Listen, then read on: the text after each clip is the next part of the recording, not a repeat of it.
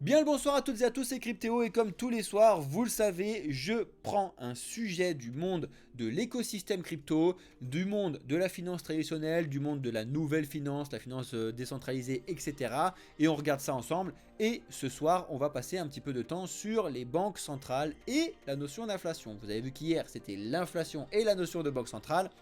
Aujourd'hui, on retourne un petit peu le sujet et on voit ça ensemble, d'accord? N'oubliez pas que c'est très important de comprendre tout ça, surtout quand on est un petit peu débutant et qu'on n'a pas forcément de notion de macroéconomie parce que c'est pas si simple que ça. Donc, à comprendre quand on y est. Par contre, là, je vous le simplifie et vous allez tout comprendre en 2 secondes. Donc, si vous arrivez sur cette chaîne et que vous nous découvrez pour la première fois, abonnez-vous les amis, c'est le meilleur soutien que vous puissiez vous faire. Likez la vidéo, ça vous prend 2 secondes, mettez pause, vous slidez, mettez un like. Et en plus, si vous avez des questions pendant tout le moment de la vidéo, posez-les en commentaire, vous n'êtes vraiment pas assez à le faire alors que je sais que vous avez plein de questions. Je sais qu'à partir du moment où il va y en avoir 1, 2, 3 qui vont commencer à se lâcher sur les questions, les plus timides vont se lâcher. Donc lâchez-vous. Posez vos questions, on est là pour y répondre. Et bien évidemment, rejoignez-nous sur Discord pour répondre à tout ça comme d'habitude. T'inquiète pas Christophe, on va voir ça juste après, pas de soucis, pas de soucis. Alors, au sommaire de cette vidéo sur les banques centrales, on va voir d'où ça vient, c'est très important, mais on va pas rester 1000 ans. Sur l'histoire, c'est pareil. Par contre, on va passer un petit peu de temps sur les missions, les outils qu'ils ont à leur disposition, et on va voir du coup quelles sont les différentes banques centrales, parce que peut-être que tu ne le sais pas et c'est important. Ensuite, on va voir bien évidemment qu'est-ce qui se passe actuellement, le cas spécifique de l'inflation, quelles sont les solutions à mettre en place, et on va faire un bilan de tout ça. Donc, let's go les amis, si vous n'avez pas encore mis votre like, c'est le moment. Merci à ceux qui le font, surtout au moment où je le dis. D'où ça vient? Eh bien alors tout d'abord, les banques étaient des banques commerciales, d'accord? Ça il faut le savoir, il n'y avait pas de banque centrale à la base, mais les banques sont là depuis très longtemps. C'est la base des bases, on a toujours eu besoin de mettre de l'argent de côté là-dessus et les banques offraient ce service-là, d'accord? Donc au tout début c'était des banques commerciales, puis elles ont eu la possibilité d'émettre des billets en échange du financement de la dette publique. Vous savez que la dette publique c'est un sujet très important actuellement d'ici les prochains jours parce que justement on a ce gros souci de la dette américaine. On va voir si le plafond va être réaugmenté ou pas. Ceux qui regardent la vidéo déjà début juin, vous avez déjà la réponse là-dessus. Bref. Donc ça c'est très important, c'était la base des bases, c'était des banques commerciales. Ensuite elles sont devenues petit à petit les banques des banques, hein. Je vous parle de d'où viennent les banques centrales. C'est devenu les banques des banques parce que les banques elles te prêtent à toi, mais finalement qui prête aux banques? Et ben c'est les banques des banques, d'accord? Donc c'est ça, et aujourd'hui c'est elles qui sont liées directement à la pérennité du système de paiement et sont garantes de la monnaie nationale de l'État en question. Elles veillent à la stabilité, hein, c'est dit ça va pas du tout. Elles s'occupent de la politique monétaire et elles sont prêteurs de dernier ressort, mais on va revenir là-dessus juste après. Avant ça, un petit point sur l'histoire, juste 2 secondes. Les toutes premières banques centrales ont été créées en Europe avec la Banque de Suède en 1668, hein, c'était pas hier. Ensuite on a eu la Banque d'Angleterre en 1694, il y a quand même un sacré décalage de temps, hein. Vous le voyez que là on est tous en train de râler 2 mois par mois, alors que là pour le coup il y a quand même des années et des années. Et enfin regardez, la Banque de France elle s'est créée qu'en 1800, donc c'est il y a très longtemps. Et encore une fois, c'était les premières banques centrales, mais c'était vraiment plutôt vu comme les banques de banques, d'accord, à cette époque-là, ok? Les objectifs principaux, c'était de répondre aux besoins de financement des États et en fait, elles avaient comme activité d'être le caissier de l'État et le gestionnaire de la dette publique comparé aux autres banques. Ça, c'était très important de comprendre ça sur l'histoire d'où ça vient, d'accord? Mais au final, c'est bien de savoir l'histoire, mais quelles sont les missions des banques centrales? Ça, c'est très important. Les banques centrales, depuis ces années-là, 1600-1800, ont bien évolué et ça a été mis écrit qu'elles avaient des missions principales. Quelles sont ces missions principales? La première, c'est de gérer la stabilité financière, la stabilité monétaire. Pour ça, elles doivent gérer une inflation entre 1 et 2%. C'est pas moi qui vous le dis, ces banques centrales elles ont été créées avec cet objectif-là et cette mission principale. Vérifiez si vous ne me croyez pas, mais en fait ça a été dit, des économistes ont été dit que pour qu'il y ait de la croissance économique, il faut qu'il y ait de la croissance sur les prix. C'est discutable, on est bien d'accord. En tout cas, c'est ce qui a été acté depuis des années, des dizaines d'années, voire des centaines d'années. L'inflation doit être gérée entre 1 et 2%. Pour faire une petite anecdote là-dessus, juste 2 secondes, j'ai fait l'étude sur les 60 dernières années. Faut que je vous ressorte l'Excel, je vous le mettrai de toute façon et on discutera tout ça sur Discord si ça vous intéresse. Je crois que j'ai fait l'étude sur les 60 dernières années, ou 70, ou 62, je sais plus combien, bref, à peu près 60 dernières années, les banques centrales ont réussi 8 fois seulement, donc 8 années parmi les 60, à maintenir un taux d'inflation entre 1 et 2%. Bon, normalement, quand tu as cette information-là, tu dois te dire, bon ok, les banques centrales, ça marche pas. Oui, effectivement, ça marche pas, parce que marcher 8 fois sur 60, n'importe quel prof, quand tu lui ramènes une note de 2 sur 20, il va te dire que ça marche pas. Là, c'est exactement cette note-là qu'ils ont, à peu près 2 sur 20, 3 sur 20, bref, d'accord? Très important. Ensuite, les banques centrales sont prêteurs de dernier ressort. Qu'est-ce que ça veut dire? C'est-à-dire que quand c'est le bazar économique complet, qu'il y a une crise économique, eux ils se réveillent et ils disent bon ok c'est bon, on va vous prêter. C'est ce qui s'est passé en 2008, c'est ce qui s'est passé sur les différentes crises, c'est ce qui est un petit peu en train de se passer actuellement, c'est pour ça qu'on est en train de discuter de récession mondiale potentielle.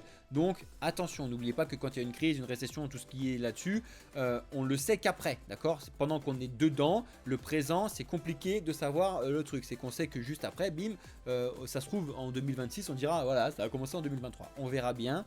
En attendant, on sait ce qui se passe là-dessus. Les banques centrales doivent aussi être prêteurs de dernier ressort. Ensuite, comme autre mission, elles doivent gérer la croissance économique et le maintien du plein emploi. C'est elles qui sont aussi censées le faire en relation directe avec l'État. Ça c'est pareil, vous savez que le plein emploi vraiment à 100% ça n'est pas possible parce qu'il y a le temps d'avoir des changements de trucs là-dessus, mais vous savez aussi que sur ce point là il y a un gros problème, hein. Bon, vous le savez, même si entre nous on est bien d'accord, le calcul du chômage peu importe où il est très très mal fait. Parce qu'il y a ci, il y a ça, etc.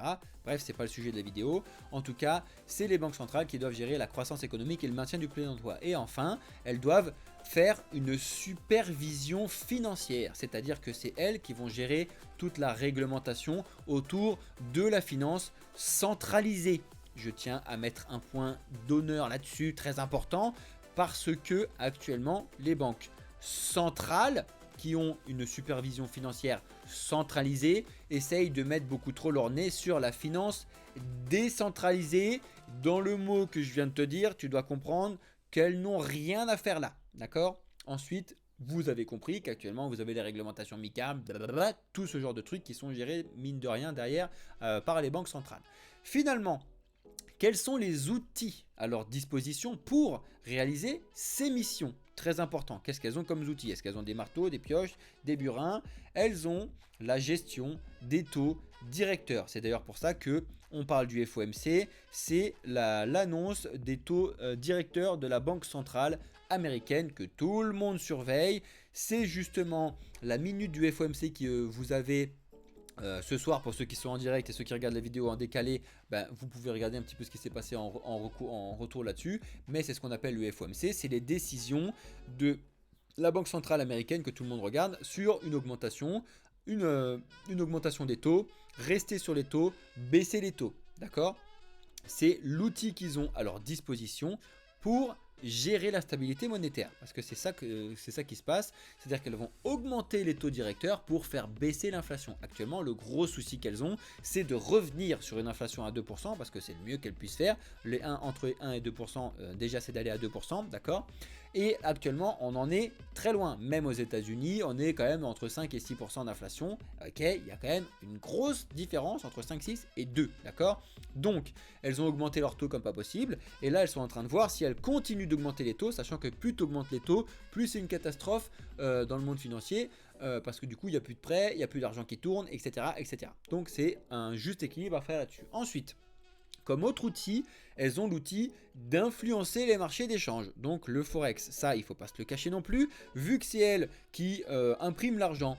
Finalement, en fait la Banque centrale américaine, rien ne l'empêche de se mettre d'accord avec la Banque centrale européenne, de balancer plus de dollars, d'enlever des euros, de relancer plus des euros, etc. Donc finalement, elles vont influencer directement le cours de l'euro-dollar sur le Forex. Et en plus de ça, vu que c'est elles qui ont des forces d'achat énormes, elles peuvent influencer ce truc-là. Ça, tout le monde le sait. On n'est pas en train de tomber dans de la peur de je sais pas quoi. Il faut juste le savoir. Une fois que vous le savez, normalement, vous pouvez avancer. Très important, ok ?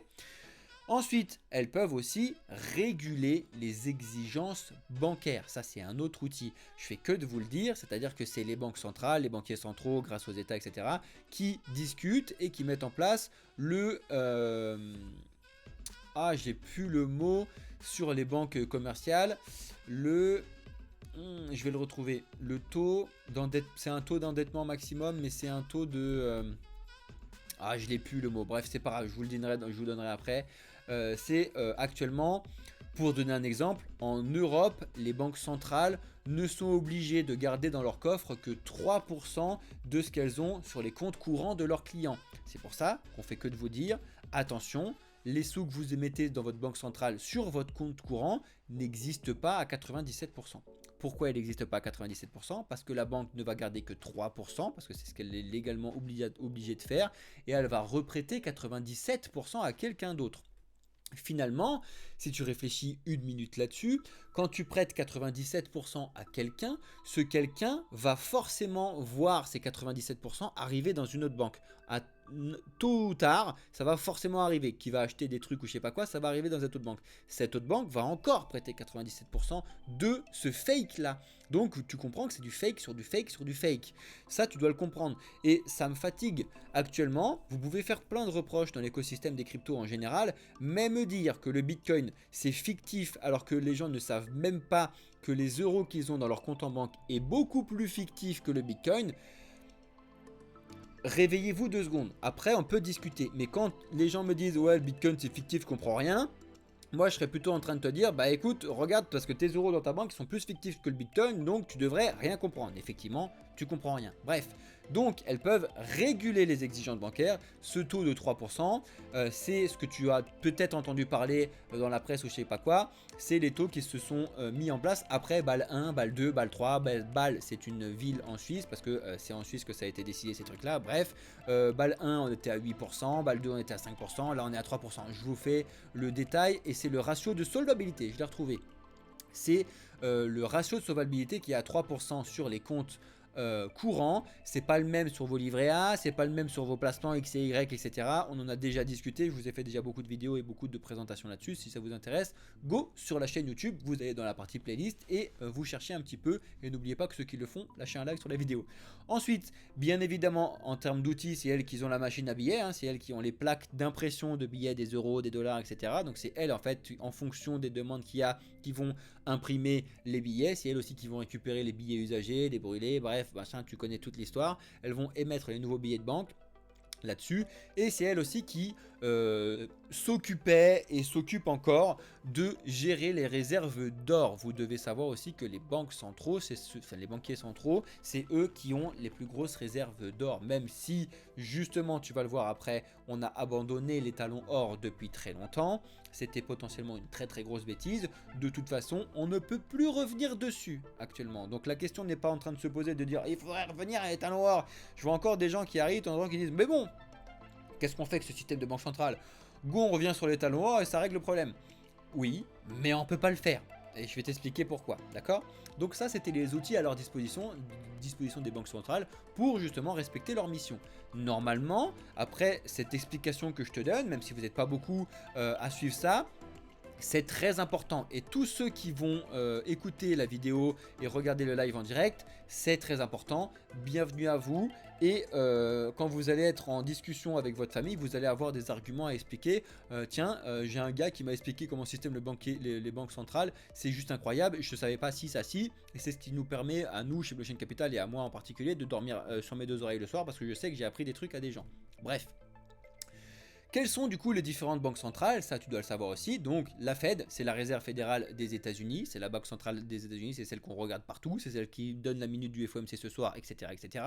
Ensuite, la deuxième plus importante, c'est la BCE, la Banque Centrale Européenne. C'est les deux vraiment qui sont très importantes à surveiller. À chaque fois ce qu'elles disent, c'est très important. Après, les autres, c'est aussi important, mais j'ai envie de te dire, c'est important en fonction de leur état. C'est-à-dire que la BOE, c'est la Bank of England, ça touche beaucoup ce qui se passe en Angleterre, surtout que maintenant, de toute façon, ils sont tout seuls. La BPC, la Banque Populaire de Chine, la BOJ, la Banque du Japon, la BCR en Russie, la BNS en Suisse, la BOC au Canada, etc., etc. Selon le pays où tu es, selon l'état où tu es, tu dois savoir un petit peu comment sont émis tes billets. À chaque fois qu'en fait il y a un billet, il y a forcément une banque centrale derrière, c'est obligatoire, d'accord? Vous devez le savoir. Donc à chaque fois, vous devez savoir tous ces trucs-là et du coup, vous savez savoir un petit peu les impacts qui vont se passer derrière. Actuellement, qu'est-ce qui se passe? Très important, vous devez savoir qu'on a une centralisation totale. Une centralisation totale de la monnaie et de la finance. On va pas parler des autres choses, même si on en a déjà discuté ensemble, mais ça c'est sur le sujet centralisation, décentralisation. On en a déjà parlé. Il y a une vidéo sur la chaîne YouTube si ça vous intéresse. On a déjà parlé de tout ça. Le but du jeu, c'est pas de parler centralisation des décisions politiques, etc. Ça, on met ça de côté, même si c'est vrai. Là, on est sur les banques centrales. On a une centralisation totale de la finance, une centralisation totale de la politique monétaire et une centralisation totale de la monnaie en général. Vous devez le savoir, c'est comme ça. Qu'est-ce que j'entends par centralisation? C'est que les décisions, les fluctuations, tout ça, c'est géré par peu de personnes, c'est centralisé, d'accord? C'est-à-dire que toi, ta voix dans ton petit coin, tout le monde s'en fout. Et vraiment là, pour le coup, on s'en fout complètement, mais alors royal, d'accord?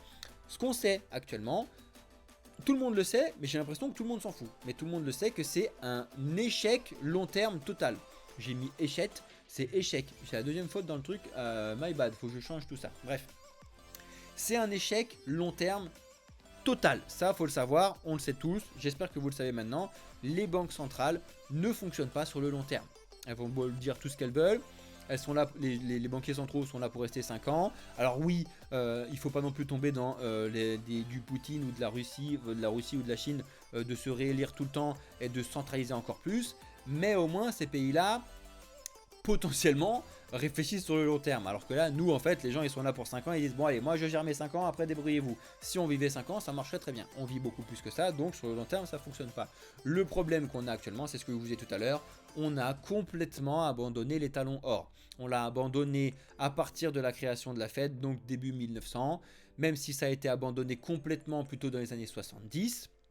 Qu'est-ce que ça signifie? Pour ceux qui ne savent pas ce que c'est, c'était qu'avant, toute la monnaie qui était balancée partout, que ce soit en Europe, aux États-Unis, n'importe où, elle était en fonction de l'or qu'on avait extrait et en fonction du coup de la valeur de l'or sur le marché. C'est-à-dire que, 2 secondes, parce que la musique... Ah non, elle est toujours là. C'est-à-dire que tous les ans, l'inflation était naturelle parce que c'était en fonction de l'extraction d'or qu'on avait. Et ce qu'on dit là-dessus, c'est que tu as beau mettre les moyens que tu veux, il y a déjà tellement d'or qui a été extrait depuis des années, des milliers d'années. En général, l'extraction d'or, même si tu mets les moyens de ouf, tu peux pas extraire plus de 1 à 3% de l'or qu'on a déjà actuellement sur la planète. Donc finalement, en fait, tu as déjà une inflation naturelle qui répondait aux problèmes des banques centrales de base avec les talons or, parce que du coup en fait on avait cette inflation là qui était dessus, les billets étaient basés sur l'or directement, donc il y avait l'or qui avait une certaine valeur, il y avait tant de billets actuellement, c'est un petit peu comme ce qu'on a actuellement sur les stablecoins, tu as tant de stablecoins parce que tu en as tant de bloqués derrière, un petit peu ça, on a, enfin la centralisation des choses a décidé d'arrêter de faire ça et de faire ce qu'elle veut. Qu'est-ce qui s'est passé? Il y a un lien direct entre les guerres et les banques centrales, vous devez le savoir. La Banque centrale américaine a été créée en 1914. Rien que le fait que je vous donne cette date doit vous faire réfléchir quand vous allez vous coucher ce soir, s'il vous plaît. C'était après, je fais ce que vous voulez. Et là actuellement, les banques centrales apparemment ne sont pas assez centralisées et n'ont pas assez de pouvoir, donc elles vont mettre en place des monnaies numériques de banque centrale pour te surveiller encore plus, savoir exactement quel PQ tu utilises quand tu vas aux toilettes, savoir exactement ce que tu manges, où est-ce que tu vas l'acheter, et après mettre potentiellement des notes de crédit social comme tu l'as déjà en Chine. Si t'aimes bien, tant mieux. Si t'aimes pas, faut trouver une solution, d'accord? Et au milieu de tout ça, on a le cas de l'inflation. Donc si vous avez loupé ça, je vous ai fait l'inflation déjà sur une autre vidéo sur la chaîne YouTube, je vous invite à aller la voir, très important.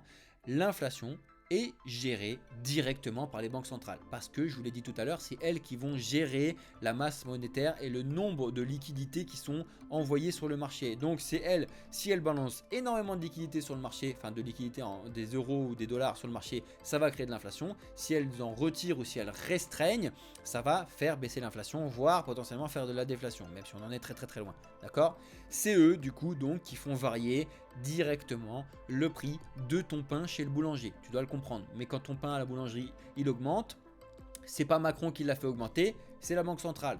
Ça aussi, vous devez le savoir, parce que d'aller taper sur la tronche de Macron, bon, oui, mais c'est pas de sa faute. Ok, c'est la Banque centrale derrière qui fait n'importe quoi. Même si c'est en relation directement avec l'État, il faut que vous soyez un petit peu éduqué pour comprendre comment tout ça, ça fonctionne. C'est très important. Et du coup, c'est également la Banque centrale qui donne de la valeur à ta paye sur le marché. C'est-à-dire que quand tu es payé 1800, 2000, 3000, c'est un chiffre. Sache que ce chiffre-là, en fonction de l'inflation, ne va pas te donner la même puissance d'achat dehors. D'accord? C'est ce qu'on fait que de vous dire. Actuellement, vous voyez de l'inflation partout, avec des taux d'inflation qui dépassent les 10% dans certains pays. Pourtant, je vous assure qu'à la fin de l'année, vous n'avez pas été augmenté sur votre salaire de 10%. Il y a un gros problème. Donc, ce qui fait que réellement, en fait, ton pouvoir d'achat baisse naturellement à cause de l'inflation. Gros problème. C'est ce que je vous disais tout à l'heure par rapport à Bitcoin. Tu as finalement moins d'argent à pouvoir dépenser, même si tu en as peut-être un petit peu plus à la fin de l'année, tu en as moins à dépenser, donc la valeur de ton argent baisse. Au final, tu peux en mettre moins de côté parce que ta bouffe coûte plus cher, ton loyer coûte plus cher, ton essence pour ta voiture coûte plus cher, ton électricité coûte plus cher, etc. etc. À la fin du mois, tu en as moins. Donc si tu en as moins, tu en as moins à investir sur le Bitcoin. Donc s'il y a moins d'acheteurs, les vendeurs prennent le pas, ça descend. As simple as that, ok? Quelles sont du coup les solutions à ce problème? Eh bien, je vous le donne en mille. Les solutions, c'est de commencer à mettre en place des solutions liées à la décentralisation. Par exemple, le système de DAO, le système de technologie développé par la blockchain, le système de technologie apporté par les NFT. Vous avez tout à construire là-dessus. Les cryptos, ceux qui sont encore en train de dire que c'est mort, c'est fini, ça sert à rien, eh ben, ils pensent ce qu'ils veulent. Le but du jeu, nous, chez Blockchain Capital, c'est pas de vous convaincre et de convaincre ces personnes-là. Rien à faire. Par contre, on est là pour vous informer sur le monde dans lequel vous vivez, sur comment ça fonctionne. Et après, les décisions, vous les prenez. Mais par contre, on est là pour vous expliquer ça fonctionne comme ça fonctionne comme ci. Il y a ça comme technologie. Si tu es développeur, tu vas pouvoir aider pour faire cette partie-là. Si tu es ci, ça, ci, etc. Voilà les solutions qu'on peut réfléchir à mettre en place là-dessus. On est en train de le faire. À voir comment ça va se passer à l'avenir. Mais au moins, c'est des solutions qui sont développées sur le long terme. D'accord? On fait le bilan.